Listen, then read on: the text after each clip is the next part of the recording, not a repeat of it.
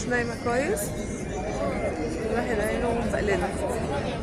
هم الناس قاعدين اهو انتظار قدام بوابة 3، وفي بوابة 1 وبوابة 2 وبوابة 3. فاحنا كده حاليا قدام بوابة 3. ناس بقى ناس مختلفة من كل بلد بقى، يعني ما تعدوش. ايوه حلو، انا شفت معاك. اوكي، نفسي اشوف اي معالم للعربية اللي هتوصلنا، مش لاقي اي حاجة بصراحة، مش لاقي اي حاجة، بس ان شاء الله يعني تكون قريب. سنة واحدة بيقول في عربية، يعني ممكن تكون هي دي بتاعتنا. لا لا لا، موقف رايحين ان شاء الله نركب القاهرة علشان الحمد لله. يعني هقول لكم، بس الاول يا ريت ما ننساش اللايك والشير والاشتراك في القناه وفعل زر الجرس عشان كل ما يوصلكم جديد. اكتبوا لنا تحت في الكومنت حبيتوا الفيديو ولا لا، وايه اكتر فيديوهات بتحبوها، حابين فيديوهات عن ايه تاني. بس كده ويلا بينا نبدا الفيديو بتاعنا.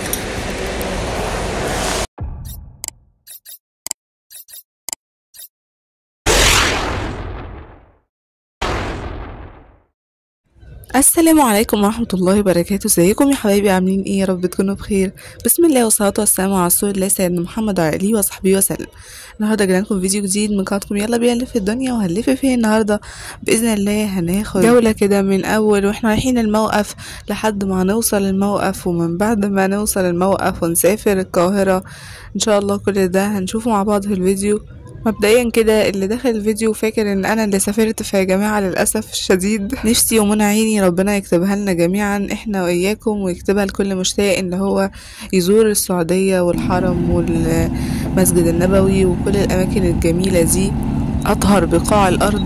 ربنا يكتب لنا العمرة والحج ويكتب لنا كل اللي بنتمناه من اللي فيه خير. والحقيقة ان هي ناس قرايب هم اللي مسافرين، يعني رحنا ناخد معاهم التجربة وعشنا التفاصيل ان شاء الله ننقلها لكم، يعني بصورة كاملة على قد ما نقدر. ايه كنت مبسوطة وكنت متحمسة جدا، وكنت والله يعني الواحد ربنا يعلم كان فرحان ازاي. احنا كمان باذن الله ربنا يأذن عن قريب كده ونروح نزور بيت الله الحرام. عاوز اقول لكم كده، ده الطريق اللي بتاع الموقف الجديد، موقف محرم بيه كده. احنا داخلين على الموقف حاليا. طبعا عارفين ان في مطار برج العرب فممكن ناخد منه، بس يعني زي ما بقول لكم كده ناس قرايبنا لكن لازم يطلع من هناك عشان هم رايحين مع بعض كده صحبة. السوبر جيت من هناك عامل 135 للقاهرة، اما المشاريع فكانت عاملة 110.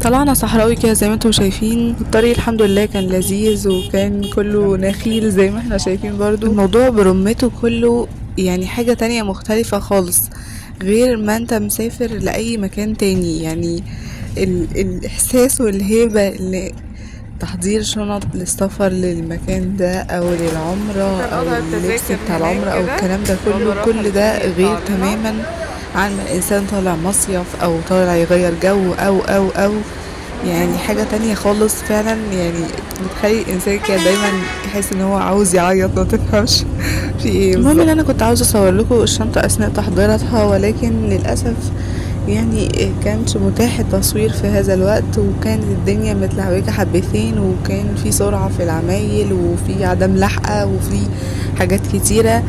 المهم، وطبعا الإضافة إلى الحفاظ على الخصوصية، هقول لكم سريعا كده خلاصة الخبرة اللي احنا خدناها في الموضوع ده. مبدئيا كده كانت تغيير الريالات أول حاجة، كانت يعني شوية كده مش ألذ حاجة بسبب ان احنا رحنا وجينا أكتر من مرة في الموضوع ده. أول مرة قالوا لأ لازم يكون معاكم التأشيرة والباسبور وكمان صورة التذكرة، يعني لازم الحاجات كلها تبقى معاكم وانتوا رايحين تغيروا، علشان ما فيش اي حد هيغير لكم غير بكده. نقطة مهمة كمان لازم تاخدوا بالكم منها، لو انتوا هتغيروا من البنك فالبنك مش هيرضى يغير لكم غير لو السفر قبلها ب48 ساعة فقط لا غير.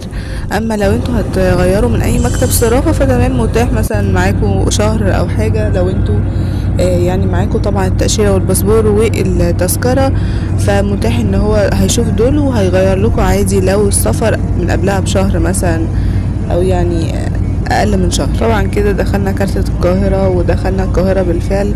عاوز اقول لكم نقطة كمان، ان السفر بالليل يعتبر كان من يعني مش من ألذ الحاجات اللي حصلت، بسبب ان هو كان في وقت متأخر وكده، ولكن يعني بحس ان الانسان بقى بيبدأ يومه من هناك، يعني فاهمني، بيبدأ اليوم من اوله من طلعته هناك في المكان. فيعني هو سلاح ذو حدين، حاجة حلوة وحاجة برضو مش قوي، يعني الانسان هيبقى متوتر واعصابه مشدودة ومش هيبقى عارف نايم وكلام كتير. المهم الحمد لله ان كل ده بيعدي وكل ده بيتنسى بمجرد بس ما الانسان بيطلع الطيارة او بيدخل كده من المطار، ويبدأ ان هو يعدي بحاجة حاجة، والشنط والوزن والكلام ده كله. بالنسبة للريالات اللي هتحتاجوها هناك، فانتوا لو انتوا مسافرين مع شركة سياحية، فاظن ان انتوا طالما معاكوا كل حاجتكوا ومجهزين السفر، شنط السفر يعني وكل الكلام ده، فما اعتقدش ان انتوا هتحتاجوا اكتر من 1000 ريال.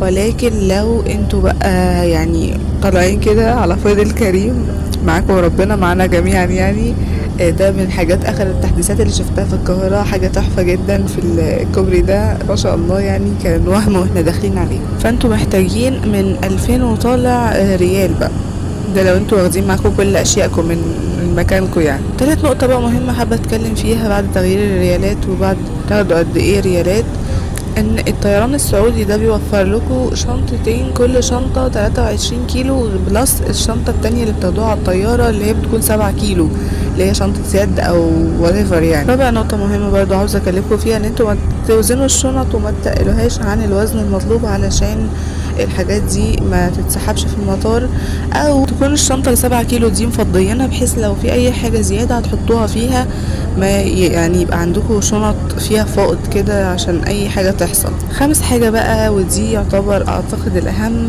ان انتوا تحطوا كل حاجة في بطن الطيارة.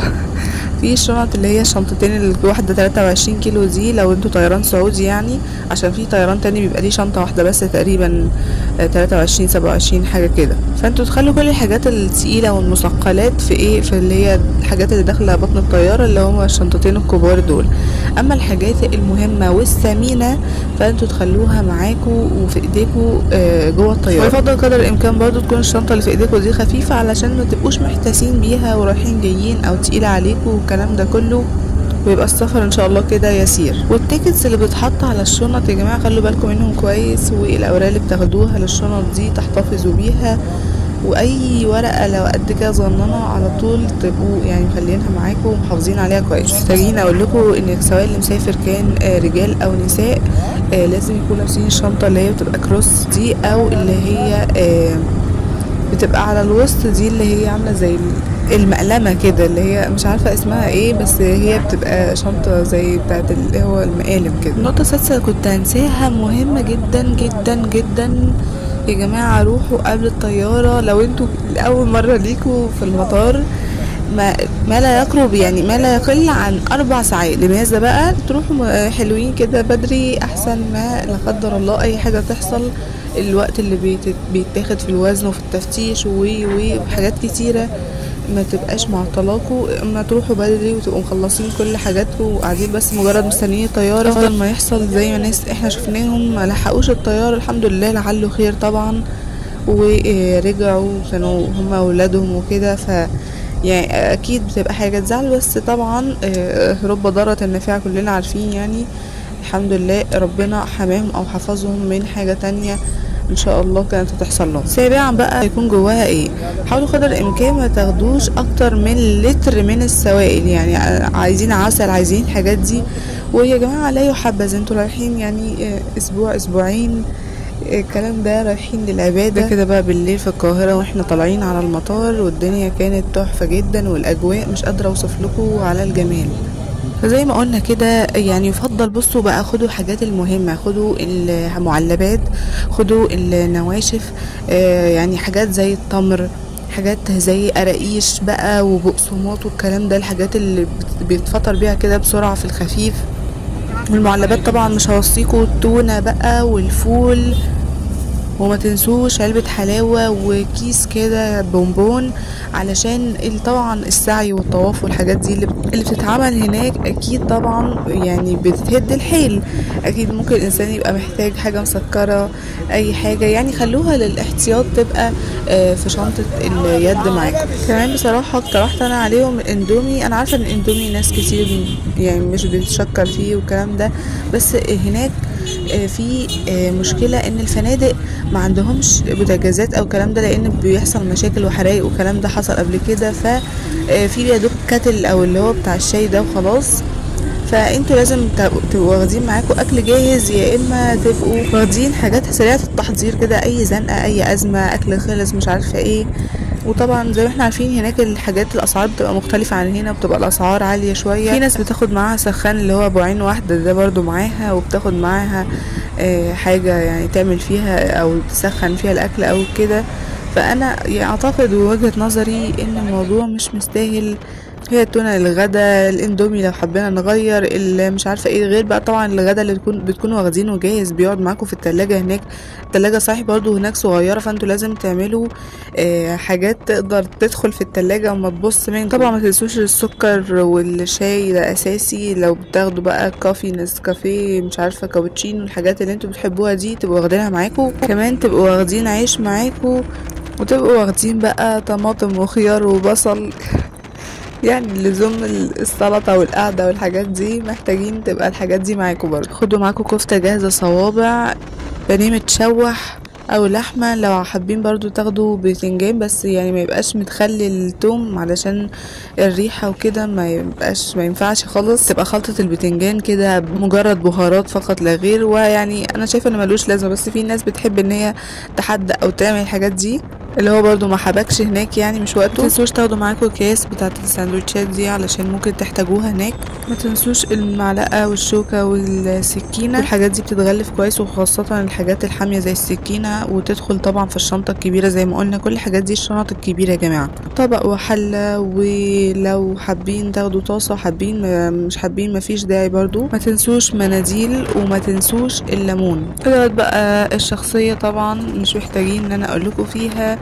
وحاولوا تجيبوا حاجات ما يكونش ليها ريحة، علشان طبعا يفضل ان ما يبقاش حاجات فيها عطر يعني صابونة جليسرين، فرشة ومعجون، والمزيل برضو ما يكونش ليه ريحة، كريمات المرطبات، الصن بلوك عشان الشمس حامية جدا. طبعا كمان بتاخدوا طاقية او ايس كاب او اي حاجة برضو عشان الشمس، ونضف. احنا داخلين على مطار القاهرة الدولي كده بالكارت تقريبا، ودخلنا كده جوه وعمالين نلفلف بقى علشان نوصل لصالة 2 اللي هي خاصة بالطيران السعودي. محتاجين كمان معاكم أدوية، حاجة تكون مسكنة، حاجة تكون زي الفلاجيل كده مبهرة، حاجة تكون زي كاتاكومب، وشامبو سائل للمواعين، وحاجة مسحوق برضو علشان غسل الهدوم هناك، طبق صغير كده بلاستيك علشان لو هتغسلوا فيه عباية او تيشيرت او فانلة او ايا يكن. دي طيارات من بعيد بقى هناك كده، واو المنظر كان تحفة.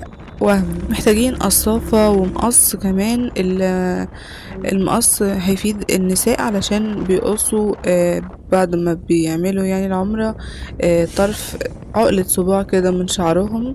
اما الرجال ممكن تبقى معاهم مكنة الحلق الرجالي عادي. بالنسبة للملابس بقى في نقطة مهمة عاوزة اوجهها للنساء، خدوا بالكم من الحاجات اللي هي بتبقى ملابس الاحرام اللي هي البيضة دي، بلاش الجلابيات البيضة دي، او اتأكدوا ان هي مش بتشف.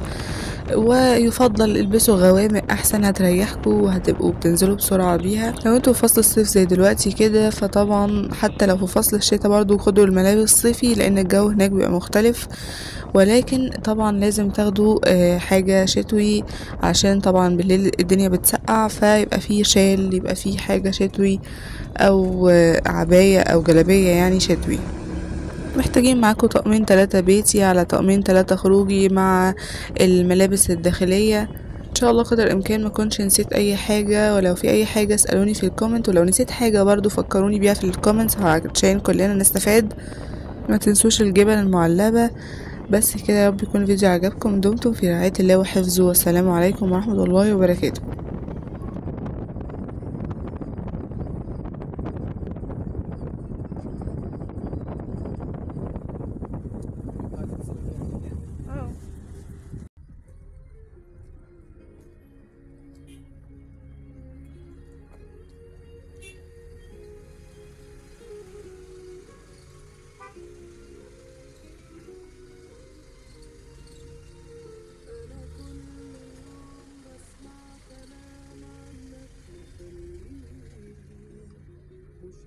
صلاة تنام فين يا باشا؟